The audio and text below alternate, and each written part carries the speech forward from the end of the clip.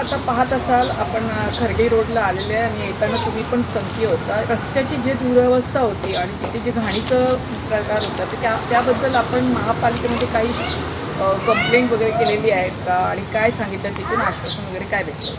आता नगरपालिकेला मी एक पत्र दिलेलं आहे माझा वारकरी संप्रदायाच्या नावाने काय, आणि हा गेल्या 7-8 दिवस अगोदर पत्र दिलेलं आहे 18 तारखेला. आणि त्यांना सांगितलेलं आहे की हे जेवढे खड्डे आहेत, सांडपाणी आहे, याचं तुम्ही निचरा करावा आणि ते चांगल्या व्यवस्थितपणे मूर्त्या कुठं डलमलीत होऊ नये, कुठं गाडी पलटी होऊ नये, मूर्तीची एखादी तुटफूट होऊ नये, याच्यासाठी मी त्यांना पत्र दिलेलं आहे. आणि त्यांना सांगितलेलं आहे का तुम्ही लवकरात लवकर ह्या रोडची दुरुस्ती करून घ्या. पाहत असाल म्हणजे गणपतीचं त्योहार आहे, विसर्जनाचा इथे प्रकार होतो, पण अजूनपर्यंत आपण पाहत असाल याच्या आधी पण रस्त्याची दुरवस्था जे आहे खूप वाईट होती. इथले जे आहे ते स्थानिक प्रतिनिधी वगैरे आहेत, आमदार खासदार वगैरे इथून जातात, दिवेला येण्या जाणं आहे लोकांचं, पण तरीही लक्ष देत नाही. असं का आहे का? यांच्याने एक सावत्र व्यवहार होत आहे का इथून? आता हे आमदार खासदार जे आहेत हे काय लक्ष देत नाही, कारण त्यांचं काहीच जात नाही. जातं आहे ते फक्त पब्लिकचा जातं आहे, मरतं आहे ते पब्लिक मरतं आहे. ही लोकं जायचं असलं का ह्यांचं रोड क्लिअर असतात, ट्रॉफिक नसतं आहे, काही नसतं आहे, पण आम पब्लिकला याच्यात खूप परेशानी होत आहे. आणि त्या परेशानीमध्ये एखाद्याचं कोणाचा तरी जीव जातं, कोणाचा ॲक्सिडेंट झाला तर कोणाचा हात जातं, कोणाचा पाय जातं आहे, काय करणार? आता आपण पत्र दिलेलं, त्या पत्रामध्ये काय उल्लेख केला? मी पत्रामध्ये असं उल्लेख केलेला आहे की जे अनधिकृत बांधकामं झालेली आहेत त्यांचं सांडपाणी रोडवर येतं आहे, 2-2 फुटाचे खड्डे आहेत, नाला दोन्ही बाजूला नाही आहे, त्या नाल्याचं काम करण्यात यावं आणि जेवढे शक्यता होईल तेवढे रोडची सुधारणा करण्यात यावी. आपण हा पत्र कोणाला दिलं होतं आणि त्यांनी काय आश्वासन आपल्याला दिलं? उपायुक्तांना पत्र दिलेलं आपण, अजून त्यांनी माझी काय भेट घेतलेली नाही ना, त्यांचा काय फोन आलेला नाही मला. पुढे आता हे काम नाही झालं, आता जवळ आलेलं आहे विसर्जन वगैरेचं सगळं प्रकार गणपतीचं आहे, त्यात काय पुढे नाही. आता जर त्यांनी हा रोड गणपतीपर्यंत नाही बनवला तर जेवढ्या कौशा गावाच्या मूर्त्या आहेत त्या आम्ही दिवा प्रभाग समितीमध्ये घेऊन जाणार आणि तिथं ठिय्या आंदोलन करणार. आम्ही मूर्त्या विसर्जन करणार नाही, हे आमचं ठाम निश्चय आहे गाववाल्यांचं काय. आणि मला आजूबाजूच्या गाववाल्यांचा पण सपोर्ट मिळेल. घाटाजवळ आलेलं फडकेश्वर घाट आपण पाहत असाल, इथून येताना आपण जी परिस्थिती पाहिलेली आहे एकदम अतिशय वाईट परिस्थिती आहे. काय आपण म्हणणार याच्यावर, कोणाचं म्हणजे कोण याच्यावर जिम्मेदार आहे? प्रथम तर मी आपल्या चॅनलच्या माध्यमातून आपलं या ठिकाणी स्वागत करतो का विषय म्हणून आता त्याची जबाबदारी आणि त्याची जाण आपल्या चॅनलला झाली, त्याबद्दल मी आपलं धन्यवाद देतो. आणि आपण जो प्रश्न विचारला, रस्त्याची दुरवस्था फार कठीण आहे. आपण त्याच रस्त्याने आपण सगळेजण आलो आहोत आणि ह्यात मुख्य म्हणजे ह्याच रस्त्याने दिवा प्रभागातून सहाय्यक आयुक्त ते प्रवास करतात, संबंधित अधिकारी प्रवास करतात, नगरसेवक प्रवास करतात, वेळाभावी आमदार खासदारही प्रवास करतात, पण त्यांना ह्या विषयाची काही गंभीर पडलेली नाही आहे. मी सुद्धा दिनांक 27-28 तारखेला या विषयासंबंधी माननीय आयुक्त, बांधकाम खातं आणि दिवा प्रभागातून सहाय्यक आयुक्त यांना पत्रव्यवहार केलेला आहे. पत्रव्यवहार करून कमीत कमी आत्ता बघा तुम्ही एक 20-25 दिवस झाले आणि बुवांनी पण वारकरी पत्र देऊन एक 8 तास झाले.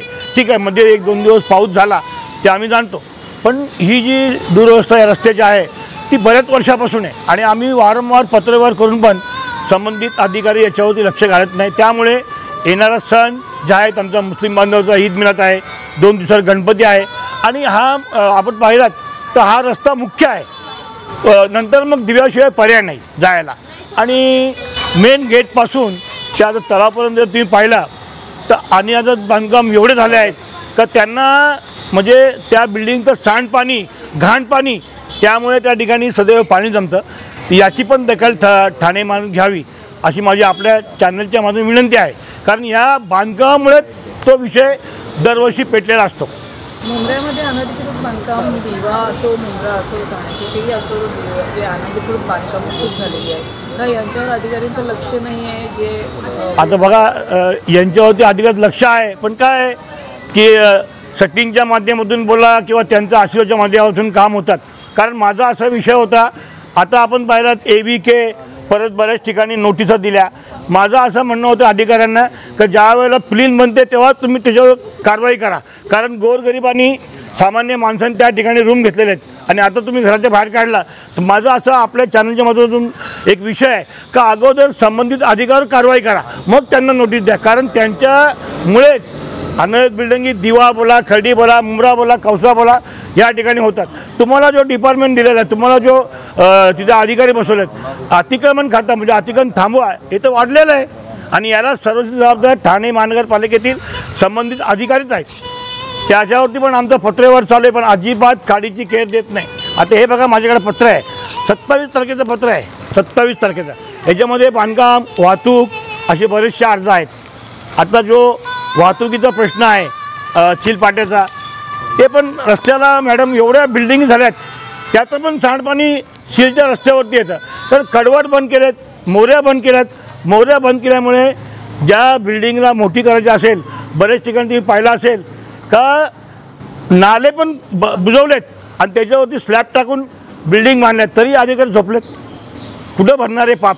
या पावसाळ्यामध्ये सगळ्यांचं जे आहे पोल उघडून आलेलं आहे. पावसाचं पाणी किती भरलं होतं आपण पाहत असतो, शिलपाटा किती भरलेला आणि लोकांचा आरोप पण आहे का यामध्ये जे नाले बंद करण्यात. पोल उघडल्यामुळे आता ते फक्त नोटीस द्यायचं नाटक करतात. ज्या वेळेला बांधकामं चालू होती तेव्हा तुम्ही का झोपले होतं का? हा माझा प्रश्न अधिकाऱ्यांना आहे. आम्हाला लेनदेन नाही तुमच्या व्यवहाराशी, पण गोरगरिबात पिसलं जातं. आज तुम्ही पाहिलं बघा, तुम्ही खाडीचा रस्ता आहे तलावात, तुम्ही कशा आलात ते पण बघितलं. आपण कॅच केलं कॅच आम्ही ह्या रस्त्यावरती कधी, त्या दिवशी आम्ही दोघं प्रभाग समितीला गेलो, आम्हाला रस्त्यामध्ये खड्डा आहे का खड्ड्यामध्ये रस्ता आहे हे सुचलं नाही. किती वेळा पडलेत तिकडे लोक, काही लोकांची तंगड्या तुटल्या. आत्ता सध्या एक बाई त्याची पडली माझ्यासमोर, मी तिला उचलली, तरी पण डोळे आगडत नाही. आता तुम्ही कमीत कमी खड्डे तरी बुजले पाहिजे. पाणी थांबणार नाही, कारण पाणी जेवढं पाणी येतं आहे पावसा व्यतिरिक्त अनादृत जेवढ्या बिल्डिंग झाल्यात 8-8, 10-10 माळ्याच्या, 4 माळा समजू शकतो, पण 10-10 माळ्याच्या बिल्डिंगी मुंब्रा प्रभाग समिती बोला, दिवा जे संबंधित अधिकारी आहे त्यांच्यावरती पहिला गुन्हा दाखल करा, मी तर बोलतो. नंतर त्यांना नोटीस द्या का त्या गरिबांनी काय केलं आहे. तुम्ही बांधून निलंबन घेतलं आहे आणि आता तुम्ही आपला नोकरी वाचवायला, राजकीय प्रतिष्ठा वाचवायला नोटीस देता आणि पावसात खाली करा सांगता. हा गरिबावरती अन्याय झाला नाही पाहिजे. मी तुमच्या चॅनलच्या माध्यमातून ही विनंती करतो प्रश्नाला का याच्यापुढे जे बांधकाम करतील त्या अधिकाऱ्याला सस्पेंड करा, म्हणजे विषय संपून राहील तो. तुम्ही इथल्या गावातल्या आहात, तुम्ही रोज पाहत असाल इथली परिस्थिती काय, लोकांना येण्या जाण्याचा किती प्रॉब्लेम होतो. काय म्हणणार आयुक्तांना, कशा प्रकारे तुम्ही मागणी करणार आहात? मॅडम, पहिले तर मी तुमच्या चॅनलचं स्वागत करतो की तुम्ही हा प्रश्न घेतला म्हणून. ॲक्च्युली काय आहे मॅडम माहिती आहे का, प्रत्येक वर्षी पडलेला प्रश्न आहे रस्त्याचा. दरवर्षी म्हणजे सालोनसाल हा रस्त्याचं काम का होत नाही. शासन आणि प्रशासन दोन्ही पण रस्त्याकडनं हा वापर करतात, पण जाताना त्यांना हे खड्डे दिसत नाहीत, काही कचरा वगैरे दिसत नाही, काही सांडपाणी दिसत नाही. मोठा प्रश्न पडलेला आहे आणि प्रत्येक वेळेची गोष्ट बोमाबोम आहे. हा म्हणजे प्रादेशिक प्रदेश कुठे घोषित करावा शासनाने ते शासनाला पहिले कळावं आणि नंतर ते काम करावं. कारण हा म्हणजे एवढा सावत्रपणा व्यवहार होतो इकडे. जेवढे पण गाववाले आहेत फक्त हाच का पूर्ण मुंबईमध्ये काँक्रीटकरण आहे, इकडेच का काँक्रीटकरण होत नाही. प्रत्येक वेळी पडलेला प्रश्न हा आहे. हां, ॲक्च्युली काय होतं मॅडम, दिव्यामध्ये होतात, मुंबईमध्ये कामं होतात, फक्त हाच रस्त्याचं काम नाही होत.